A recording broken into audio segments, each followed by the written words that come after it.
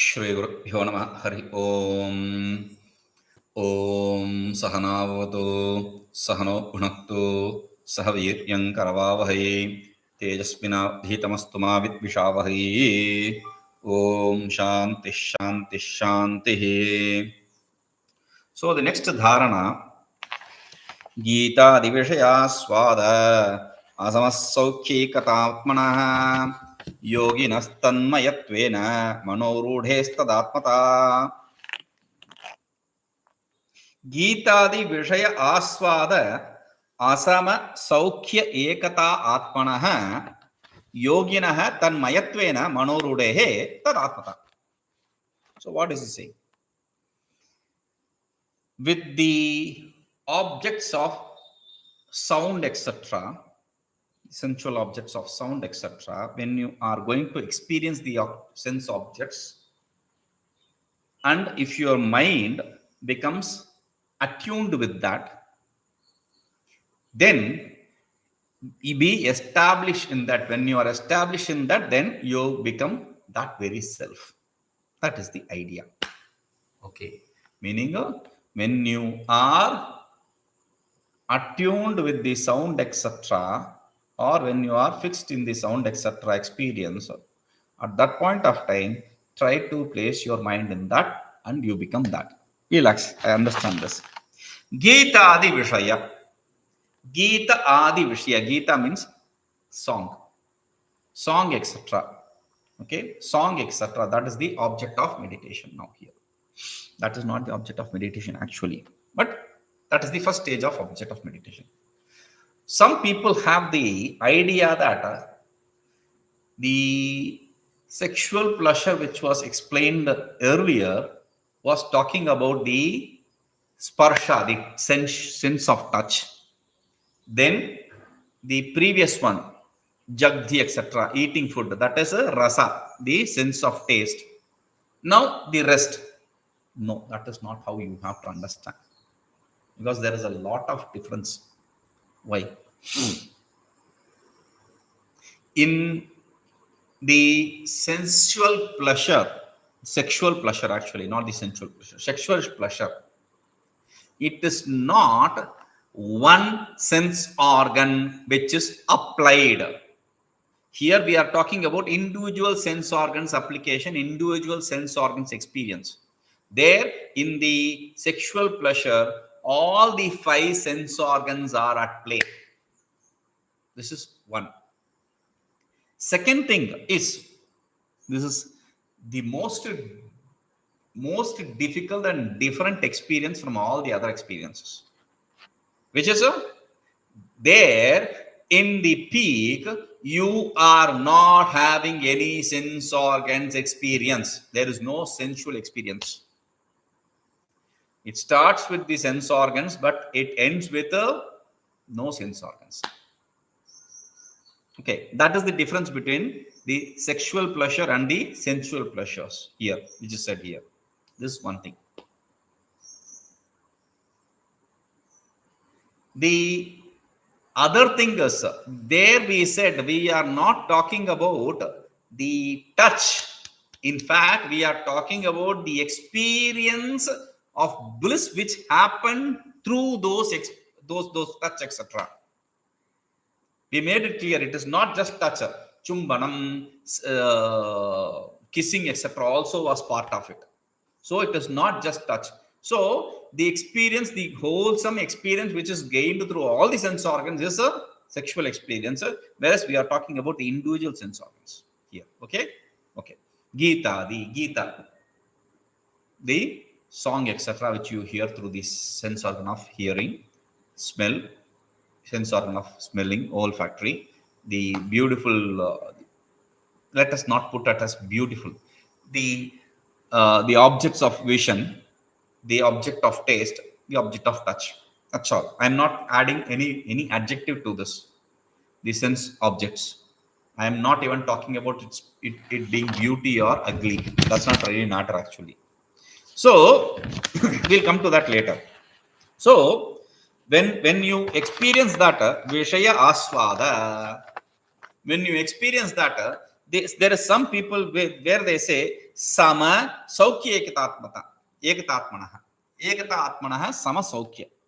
there they accept the sama as a equanimity of the sound, etc. Like in the singing, there are 7 notes.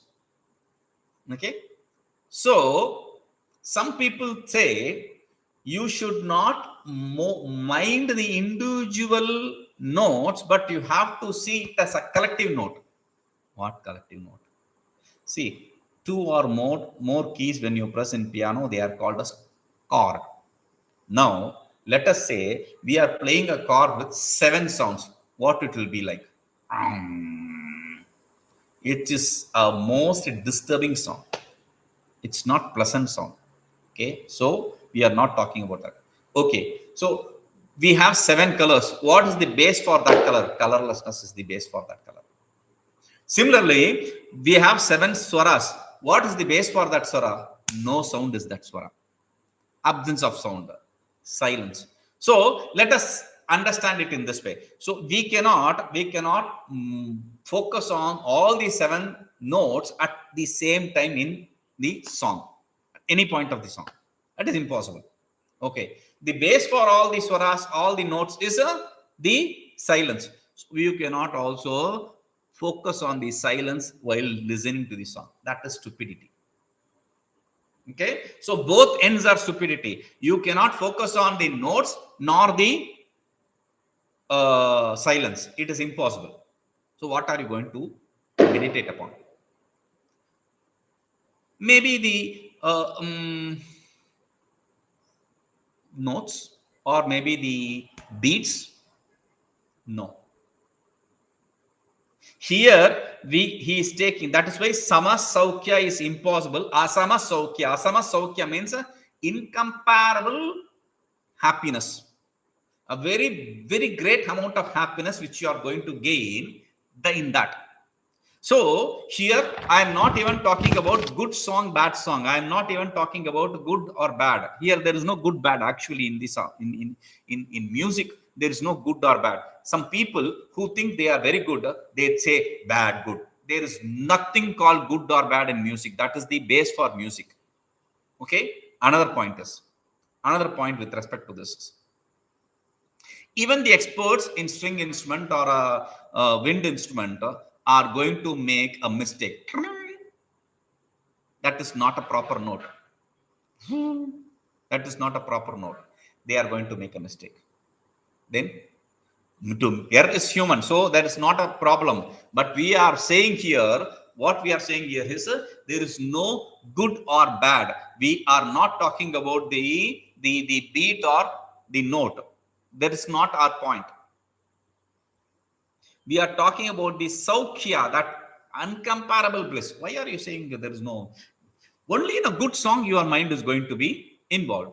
No, there is no rule like that.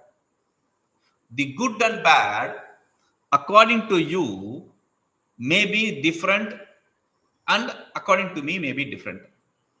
You may be interested in Rajasic sound with more beats, and I may be interested in tamasic or sattvic song.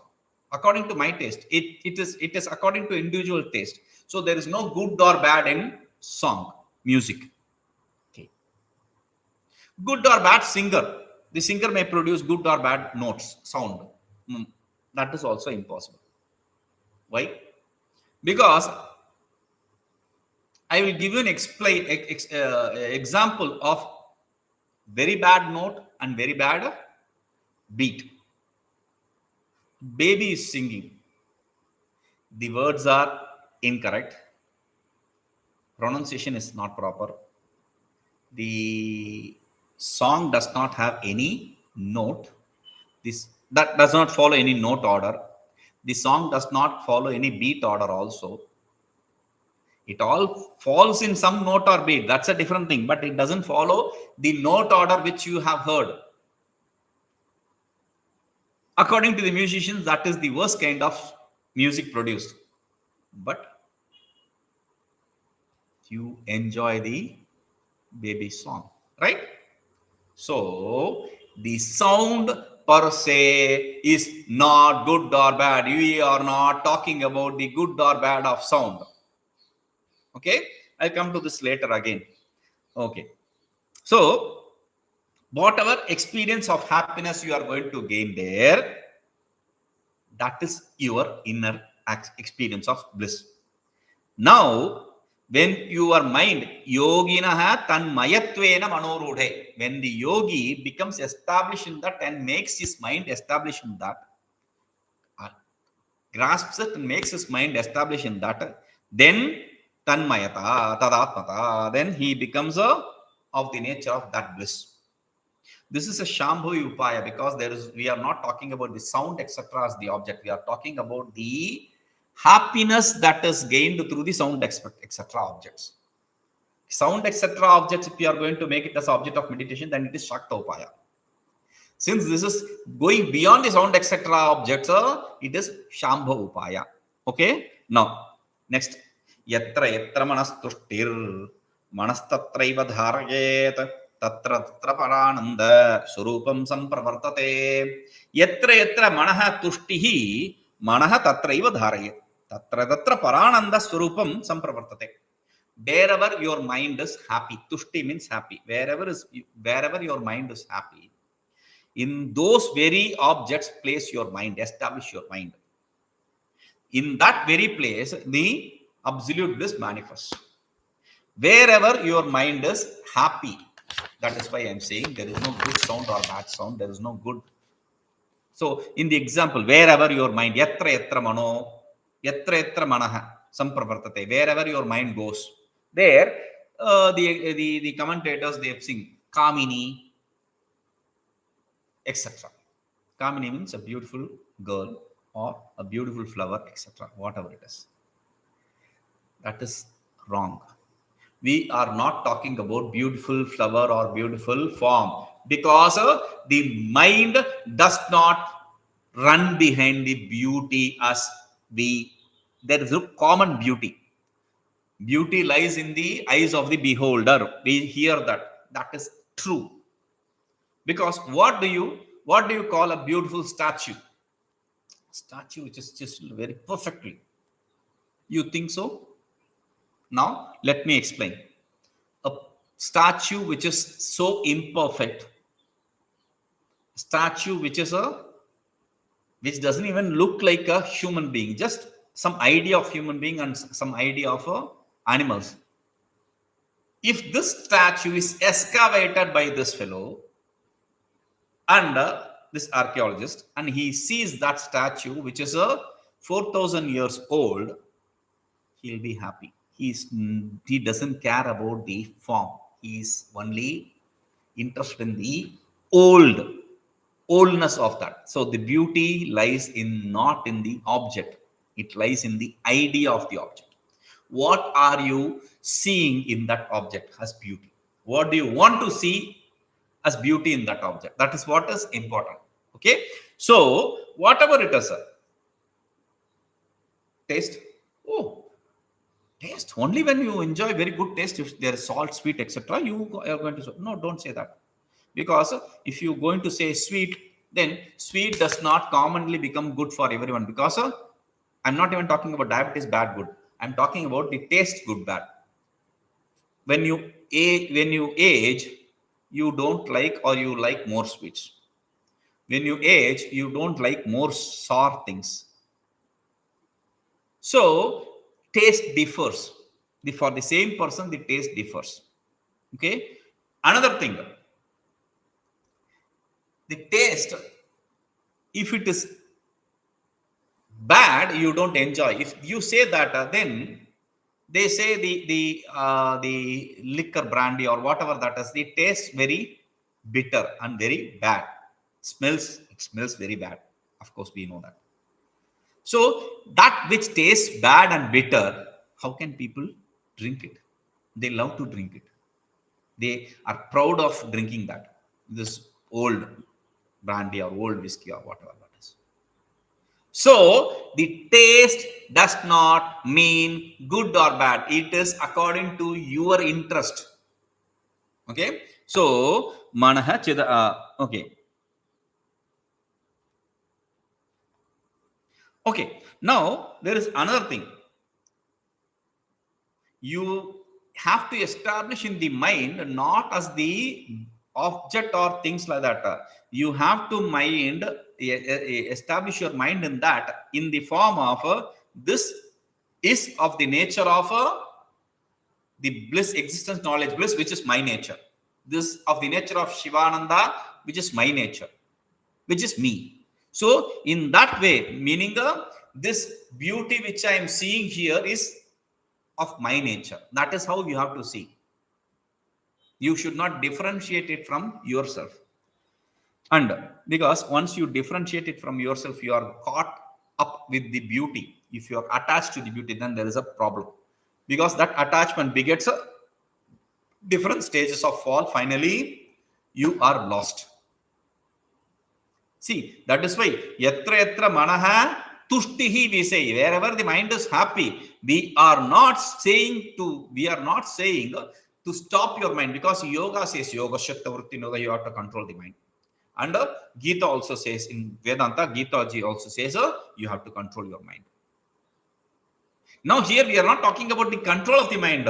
Place your mind in that very object, that very tuṣṭi, that very happiness. But for that, the attachment, etc., can be a burden, an obstacle. So there, he's bringing Bhagavad Gita as a pramana. Trividam narakasyedam dvaram nāshanam kamakrodhestadātmatā tasmādi etatrayam tyajet. Trividam narakasya idam dvaram, 16th chapter.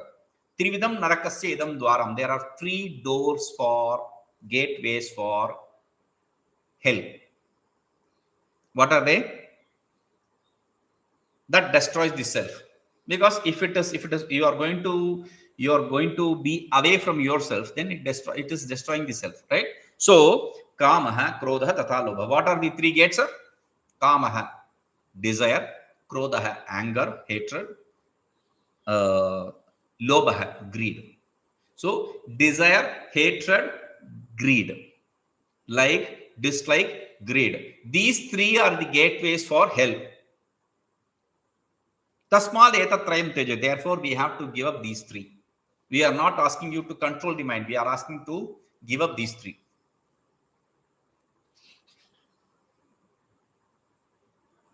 Then he says, Etaiva kaunteya tamo dhārayet naraha acaratyātmanaḥ tato yati parāṅgatim. So one is relieved from all these 3, then he, which is the 3 gates of hell, then he practices that which is greatest, that which brings him the supreme bliss for himself, the supreme greatness for himself, and because of which he gains the greater state, ultimate state.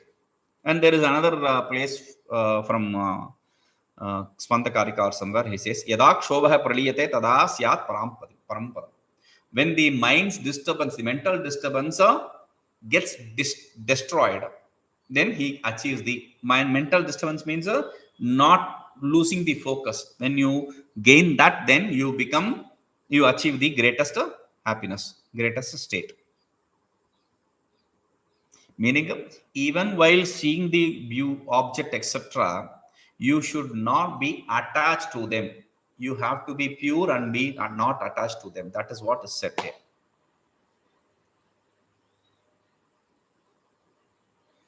Yatra mano yati bāhyagocare va tatra sāvasthā vyāpakatvat kva yasyati chalitva yasade gutra sarvam shomayam yatah. So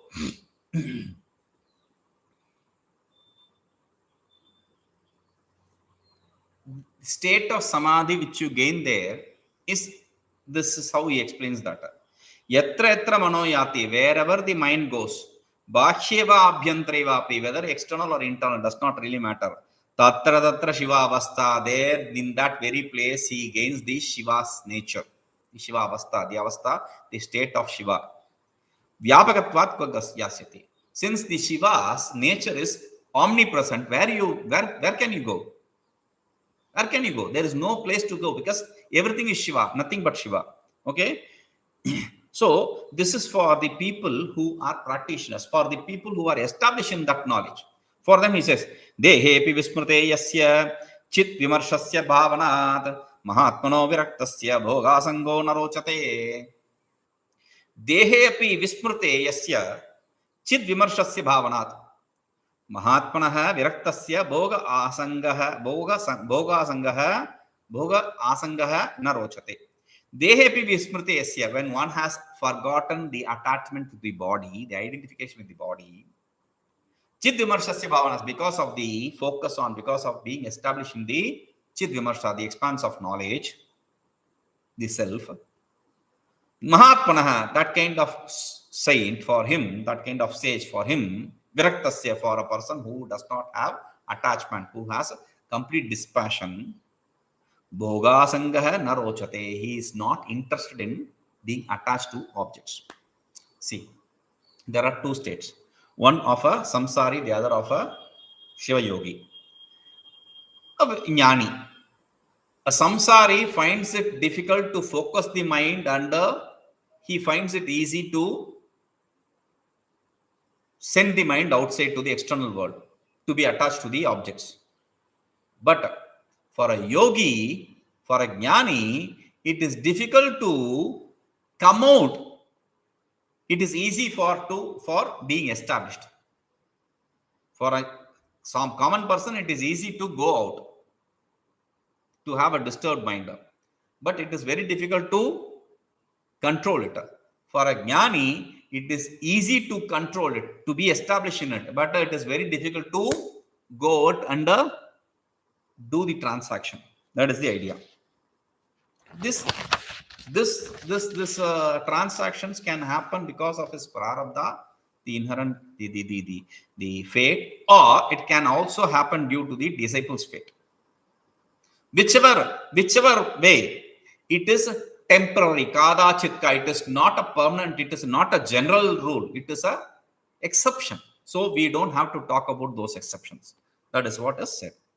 Anāgatāyāṃ, nidrāyāṃ, praṇaṣṭe, bāhyagocare. That is also a shakta upaya. That is a shakta upaya. Or it's also a shambha upaya. Some people accept it as shakta upaya also, but we are talking about a state beyond the objects. So it is shambha upaya.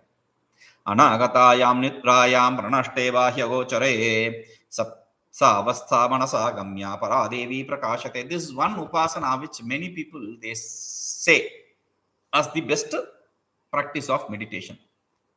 But word of caution, this is not the worst part. I'm not saying this is the worst. This is the most difficult, impossible kind of meditation. You'll understand. Anāgatāyāṃ, nidrāyāṃ, praṇaṣṭe, bāhyagocare, sāvasthā manasā gamyā, parā, devī, prakāśate. When you have not gained sleep, and when all the dualities disappear, that state should be grasped by the mind. In that state, the absolute self manifests. That is the idea here of the shloka. Anāgatāyāṃ, nidrāyāṃ, when you have not gone into sleep, you have lied, you have closed, you have lied down, you are lying down, you have shut your eyes. No, you are not sleeping actually. You have not gone to sleep. Nor you are thinking about, neither you are asleep, nor are you thinking about different things. You are not thinking. There is no thought there. Okay? It's a very lazy, dull state. Okay? Now, praṇaṣṭe, bāhyagocare, the external object, because you have closed your eyes, you are not using your sense organs, ears, etc. also, you don't see the external objects also here.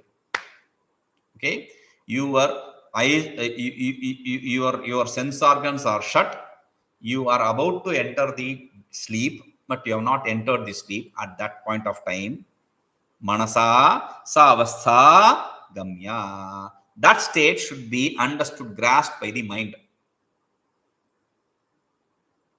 through your intellect. Parā, devī, prakāśate. There, the absolute bliss, the absolute devī, the supreme devī, she shines. This is there is another shloka, nidrādo, from Vasishta, Yoga Vasishta. He says, nidrādo jāgrasyante yo bhava upajayate tam bhavam bhavayan sakshāt akshayanandamashnute. Nidra ādo jāgrasya ante. before, at the end of the at the beginning of the sleep and at the end of the waking state. Yo bhava upajati, state which manifests there, that bhavam tam bhavam bhavayan, meditating on that state, sakshat akshayanandam ashnute, one gains the infinite bliss. The think this. There are two states, same states available in two different places. End of waking and beginning of sleep. Okay, beginning of waking and end of sleep, both states. The state you have closed your eyes, you are about to go to sleep, you are not sleep, you know that, but suddenly you wake up because of that sound. You are not asleep, your body, your nose makes a sound, your throat makes a sound, you wake up. Okay, you are not asleep. That is the state I'm talking about. Okay, so you are not also in hearing the sounds, etc. There is a dullness, everything becomes dull, there is no clear sound, etc. disturbance. Now you have shut the eye, you have not entered the sleep, you are in the gates of the sleep at that point of time. This is one. Same thing happens. This is easy compared to the other one in nowadays actually. Why? Because the other state is you have come out of the waking deep the sleep state, you are about to enter the waking state, there is a lazy state there. At that point of time, the problem is your intellect is not awake, it is not capable of grasping. There is one problem. The second problem is, the moment you have come out of sleep, immediately your hand goes to the cell phone. Immediate. So therefore, that is a very difficult state to acquire, catch. It is easy to catch the state before the deep sleep, at the end of the waking state. It is easy. It is comparatively easy. That's what I say. But this is also not a simple upasana. Therefore, this is also accepted as a shambha upaya. Okay, because you are not talking about the waking state or the sleep state. Your object is not that. Your object is something in between, which is shady state, which is not a clear state. So this is a shambha upaya. Okay, let's see this. Om purnamadah purnamidam purnat purnamudachyate purnasya purnamadaya purnamevavashishyate. Om shanti shanti shanti.